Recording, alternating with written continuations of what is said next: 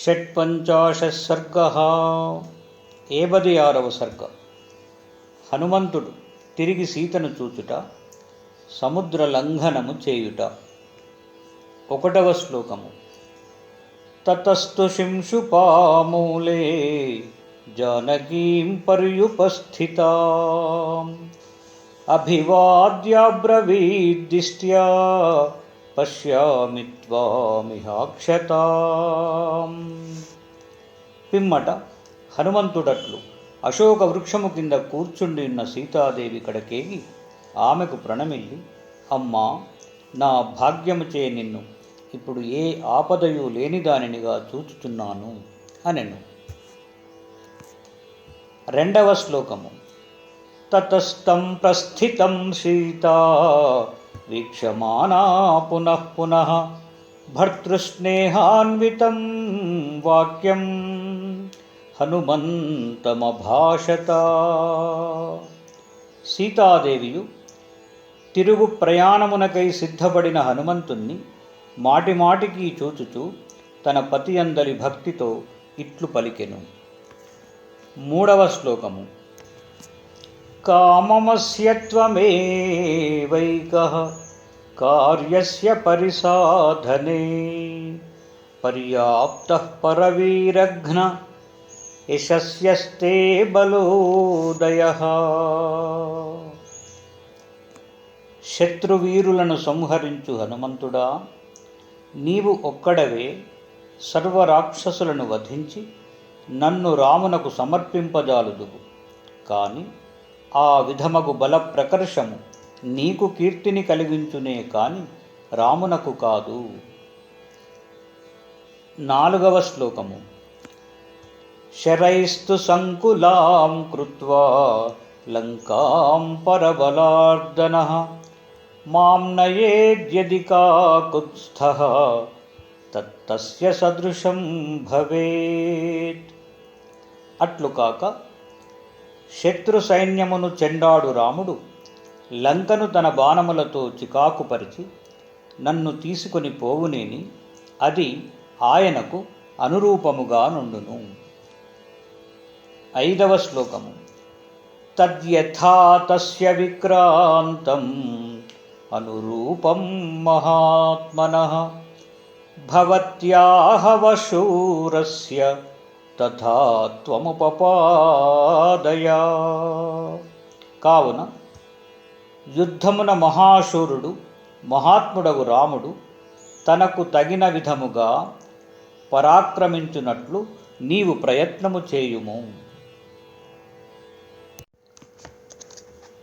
6వ శ్లోకము.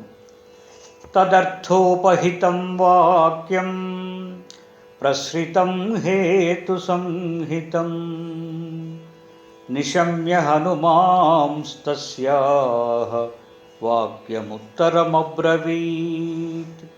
ఆమె పలికిన అర్థవంతము, విశ్వాసపూర్వకము, సహేతుకమును అగు వాక్యము విని హనుమంతుడు ఆమెతో ఇట్లు ప్రత్యుత్తరముసగెను. 7వ శ్లోకము. క్షిప్రమేష్యతి కాకుత్స్థో హరివృక్షప్రవరైర్వృతః యస్తే యుధి విజిత్యారీన్ శోకం వ్యపనయిష్యతి.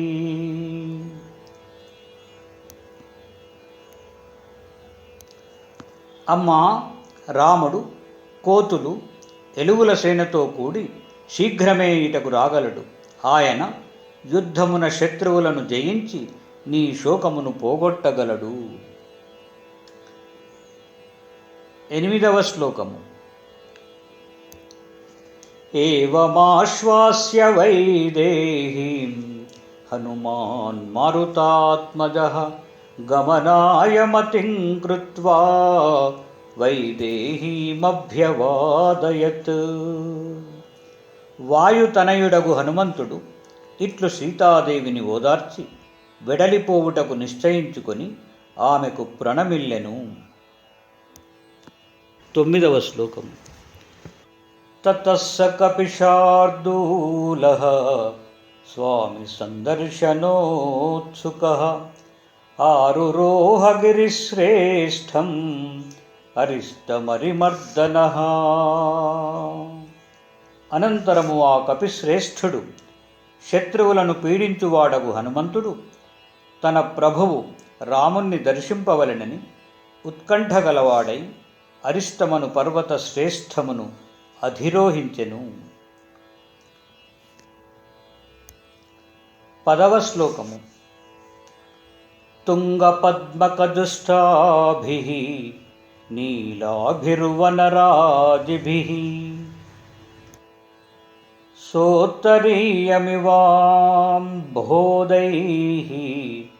శృంగాంతరవిలంబిభిః. వాయుపుత్రుడగు హనుమంతుడు ఉన్నతములైన పద్మకములను వృక్షములతో కూడిన నల్లని వన సమూహములచే నల్లని వస్త్రము ధరించినది వలెను శిఖరముల నడుమ వ్రేలాడు మేఘములచే ఉత్తరీయము ధరించినది వలెను ఉన్న అరిష్టమను పర్వతమును అధిరోహించెను. 11వ శ్లోకము. బోధ్యమానమివ ప్రీత్యా దివాకరకరైః శుభైః ఉన్మిషంతమివోద్ధూతైః లోచనైరివ ధాతుభిః. మంగళకరములగు సూర్యకిరణములచే ప్రేమతో మేలుకొలుపబడుచున్నది వలెను పైకి కాంతులను ప్రసరింపచేయుచున్న ధాతువులచే కన్నులతో చూచుచున్నది వలెను ఉన్న అరిష్టమను పర్వతమును అధిరోహించెను. 12వ శ్లోకము. తోయౌఘనిస్వనైర్మంద్రైః ప్రాధీతమివ పర్వతం ప్రగీతమివ విస్పష్టైః నానాప్రస్రవణస్వనైః. జలజల ప్రవహించు సెలయేళ్ల గంభీరములగు మ్రోతలచే వేదగానము చేయుచున్నది వలెను సుస్పష్టముగా అందు వివిధములగు జల ప్రవాహములు పారు శబ్దములచే చక్కగా పాడుచున్నది వలెను ఉన్న అరిష్టమను పర్వతమును హనుమంతుడు అధిరోహించెను. 13వ శ్లోకము. దేవదారుభిరత్యుచ్చైః ఊర్ధ్వబాహుమివ స్థితం ప్రపాతజలనిర్ఘోషైః ప్రాకృష్టమివ సర్వతః. పొడవుగా పెరిగిన దేవదారు వృక్షములచే చేతులెత్తి తపము చేయుచున్నది వలెను చర్యల నుండి జారుచున్న జలముల ధ్వనులచే అంతటను ఆక్రోశించుచున్నది వలెను ఉన్న అరిష్టమను పర్వతమును హనుమంతుడు అధిరోహించెను. 14వ శ్లోకము. వేపమానమివ శ్యామైః కంపమానైః శరద్ఘనైః వేణుభిర్మారుతోద్ధూతైః కూజంతమివ కీచకైః. కదులుచున్న శరత్కాలపు మేఘములతో వణుకుచున్నది వలెను గాలికి కదల్చబడిన కీచకములను వెదుళ్ళ ధ్వనిచే కూయుచున్నది వలెను ఉన్న అరిష్టమను పర్వతమును అధిరోహించెను. 15వ శ్లోకము. నిశ్వసంతమివామర్షాత్ ఘోరైరాశీవిషోత్తమైః నీహారకృతగంభీరైః ధ్యాయంతమివ గహ్వరైః. భీకరములగు శ్రేష్ఠ సర్పముల కోపముచే బుసలు కొట్టుటచే నిశ్వసించుచున్నది వలెను మంచుతో నిండి ధ్యానముచే నిరోధింపబడిన ఇంద్రియ స్థానీయములగు గుహలచే ధ్యానించుచున్నది వలెను ఉన్న అరిష్టమను పర్వతమును హనుమంతుడు అధిరోహించెను.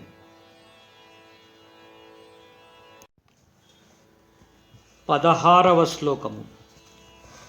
మేఘపాదనిభైః పాదైః ప్రక్రాంతమివ సర్వతః జృంభమానమివాకాశే శిఖరైరభ్రమాలిభిః.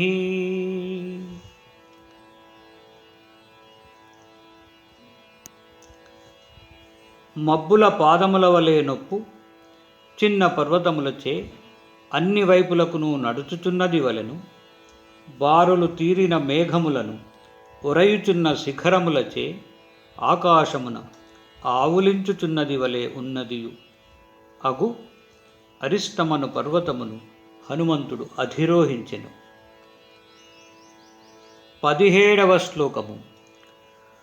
కూటైశ్చ బహుధా కీర్ణైః శోభితం బహుకందరైః సాలతాళాశ్వకర్ణైశ్చ వంశైశ్చ బహుభిర్వృతం.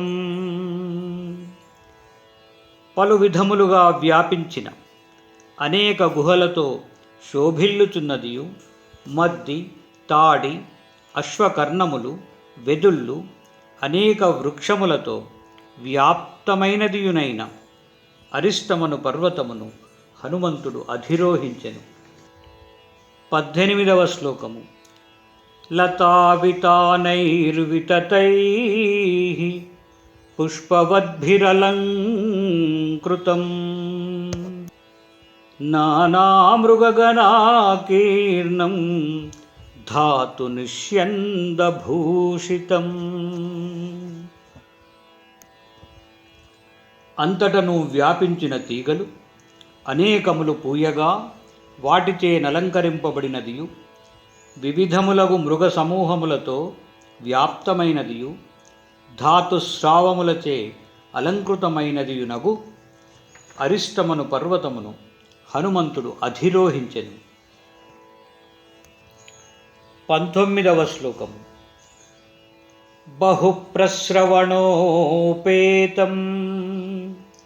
శిలాసంచయ సంకటం మహర్షి యక్ష గంధర్వ కిన్నరోరగసేవితం. అనేక ప్రవాహములతో కూడినదియు, శిలా సమూహములతో నిండినదియు, మహర్షులు, యక్షులు, గంధర్వులు, కిన్నరులు, ఉరగులకు ఆవాసమైనదియునైన అరిష్ట పర్వతమును అధిరోహించెను. 20వ శ్లోకము. లతాపాదపసంఘాతం సింహాధ్యుషితకందరం వ్యాఘ్రసంఘసమాకీర్ణం స్వాదుమూలఫలద్రుమం. తీగలు, చెట్ల సమూహములు కలదియు, సింహములకు ఆవాసమైన గుహలు కలదియు, పులులతో వ్యాప్తమైనదియు, ఆస్వాద్యములకు దుంపలు, పండ్లు కలదియునగు అరిష్ట పర్వతమును హనుమంతుడు అధిరోహించెను. 21వ శ్లోకము. తమారురోహ హనుమాన్ పర్వతం పవనాత్మజః రామదర్శన శీఘ్రేణ ప్రహర్షేనాభిచోదితః. రాముణ్ణి దర్శింపవలెను అను తొందర హర్షము ప్రేరేపింపగా అరిష్ట పర్వతమును హనుమంతుడు అధిరోహించెను. 22వ శ్లోకము. తేన పాదతలాక్రాంతా రమ్యేషు గిరిసానుషు సఘోషాః సమశీర్యంత శిలాశ్చూర్ణీకృతాస్తతః. సుందరములగు కొండ చరియల యందలి శిలలపై హనుమంతుడు ఎక్కి తొక్కగా అవి పెద్ద మ్రోతతో చూర్ణములై దొరలిపడెను. 23వ శ్లోకము. సతమారుహ్య శైలేంద్రం వ్యవర్ధత మహాకపిః దక్షిణాదుత్తరం పారం ప్రార్థయన్ లవనాంభసః. అప్పుడు ఆ మహాకపి హనుమంతుడు ఆ శైలరాజమును అధిరోహించి సముద్రపు దక్షిణ తీరము నుండి ఉత్తర తీరమునకు పోవ కోరి శరీరమును పెంచెను. 24వ శ్లోకము. అధిరుహ్య తతో వీరః పర్వతం పవనాత్మజః దదర్శ సాగరం భీమం మీనోరగనిషేవితం.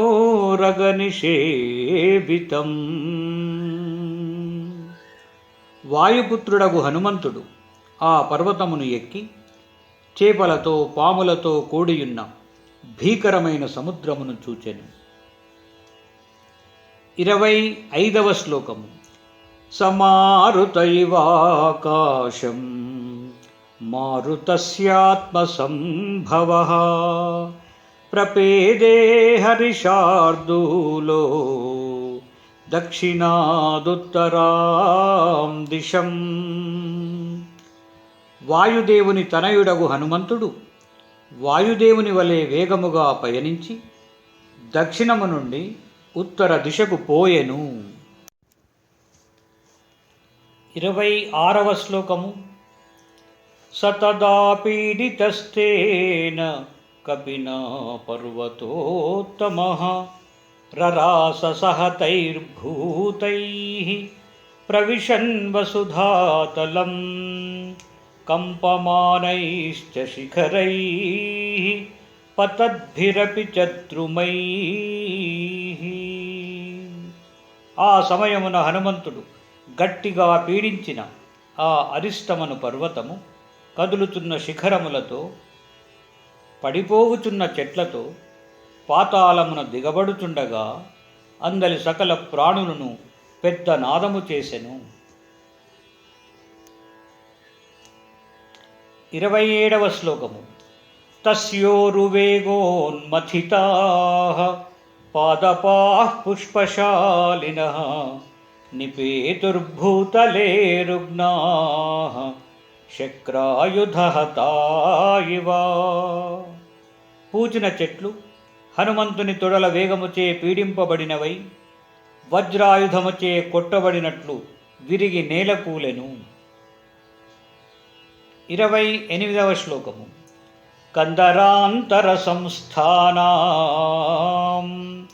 పీడితానాం మహౌజసాం సింహానాం నినదో భీమో నభో భిందన్ సశుశ్రువే.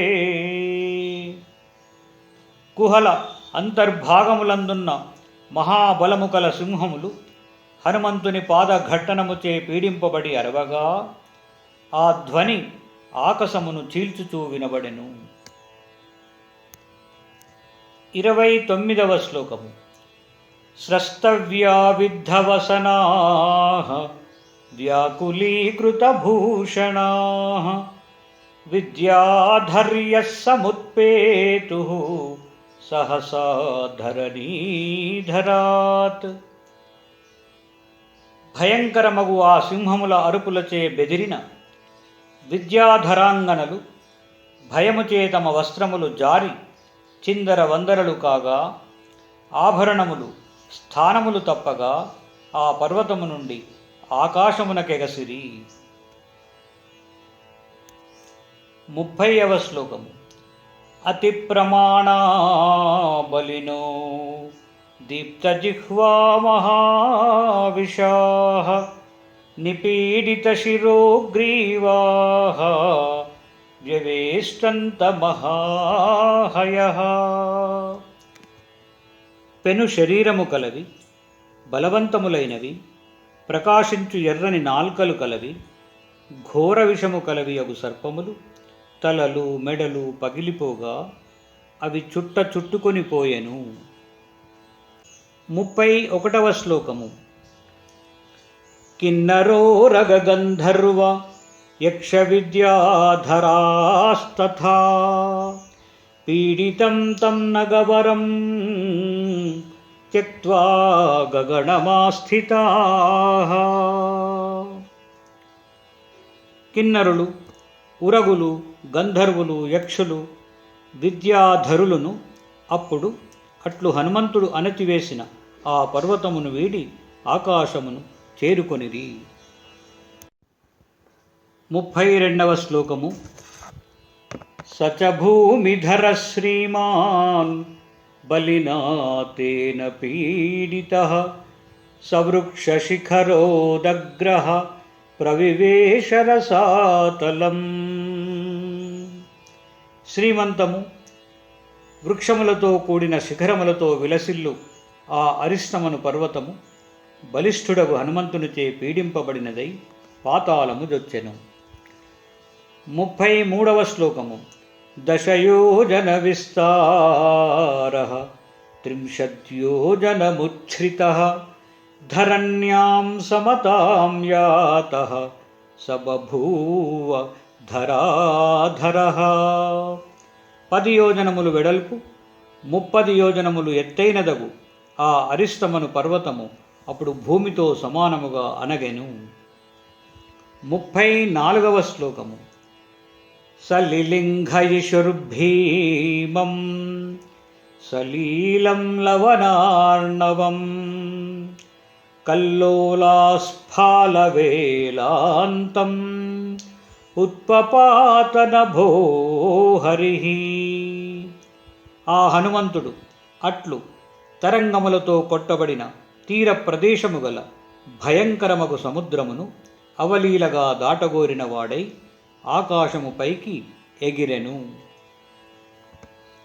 ఇత్యార్షే శ్రీమద్ రామాయణే వాల్మీకీయే సుందరకాండే షట్పంచాశత్ సర్గః సమాప్తః. ఇట్లు వాల్మీకి మహర్షి రచించిన శ్రీమద్ రామాయణమున సుందరకాండమున 56వ సర్గము సమాప్తము.